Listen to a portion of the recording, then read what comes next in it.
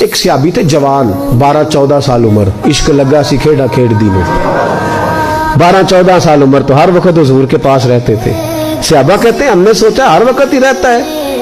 ایک دن نبی پاک صلی اللہ علیہ وسلم نے کہا ان کو ذرا بتاؤں تو صحیح ہے مجھ سے پیار کتنا کرتا ہے. صحابہ کو تجربہ کرانے کے لیے حضور نے اس سے کہا مجھ سے پیار کرتے ہو؟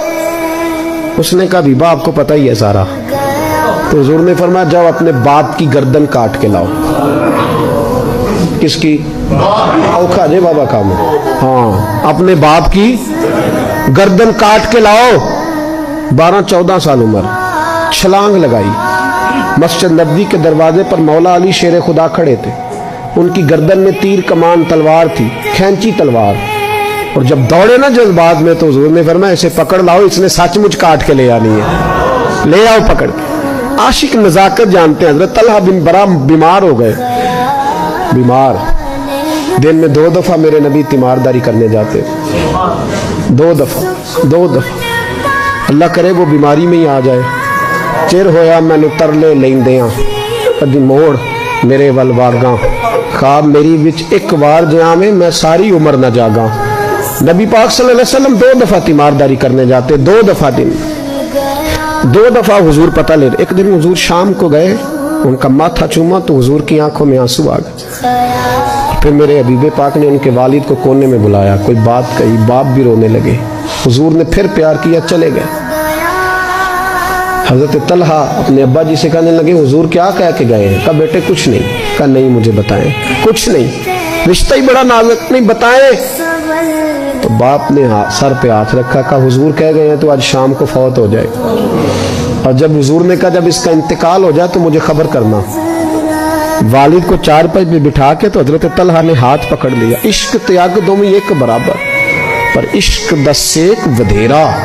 اگ تے ساڑے ککھ تے کانے, عشق ساڑے تن میرا.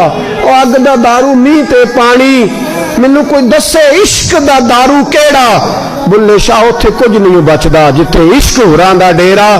ہاتھ پکڑا باپ کا اور کہنے لگے ابا جی ایک وعدہ کرو, رات کو جب میں فوت ہو جاؤں تو نبی پاک کو اطلاع نہیں دینی. خبر کہ بیٹے حضور کہہ گئے ہیں دینی ہے, تو کہتا نہیں دینی, کیوں؟ عاشق نزاکت جانتے ہیں. اگرچہ 12-14 سال عمر تھی پر عشق پکا تھا نا, نزاکت سمجھتے تھے. کہنے لگے ابا جی جن گلیوں سے حضور نے گزر کے آنا ہے وہ یہودیوں کی گلیاں ہیں.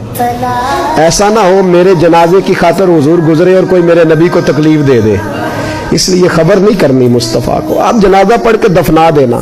رات کو انتقال ہوا, باپ نے جنازہ پڑھا, دفن کیا. سارا کچھ جاننے والے رسول آئے. کہا مجھے بتایا کیوں نہیں؟ عرض کی محبوبہ, کہتا تھا حضور کو تکلیف نہیں دینی, میری ذات کی خاطر تکلیف نہ دینا, نہ کوئی یہودی تکلیف نہ پہنچا دے. گلیاں یہودیوں کی ہیں, قربان جائیں. ساری دنیا روزہ رسول پہ, اور میرے رسول نے فرمایا مجھے بتاؤ اس کی قبر کہاں ہے. ساری دنیا روزہ رسول پہ, اور نبی پاک اس غلام کی قبر پہ کھڑے آنسو بہہ رہے ہیں. صحابہ کہتے ہیں ہر قبر پہ دعا یہ ہوتی تھی یا اللہ قبر کشادہ کر دے, یا اللہ اس کا حساب آسان کر دے. یہاں دعا بھی انوکھی, اس کے لیے دعا بھی انوکھی, رشتہ ہی بڑا نازک ہے. میرے نبی پاک نے دعا بڑی انوکھی فرمائی. کہا اے اللہ جب میرے طلحہ کی تیرے ساتھ ملاقات ہو تو ذرا اس سے مسکرا کے ملنا, وہ تیری شان کے لائق ہے, ذرا اس سے مسکرا کے ملنا. کہتے وجد ہو گیا تاری, اس لیے کہ جو رشتہ نبی کا امتی سے ہے اور امت کا رسول سے ہے اس کی نزاکت کو صرف غلام جان سکتے.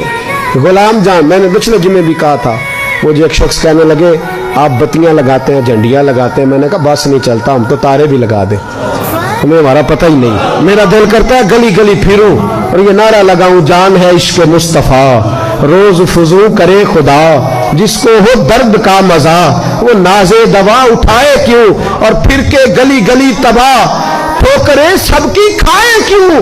اگر دل کو یہ عقل دے خدا تو تیری گلی سے جائیں کیوں.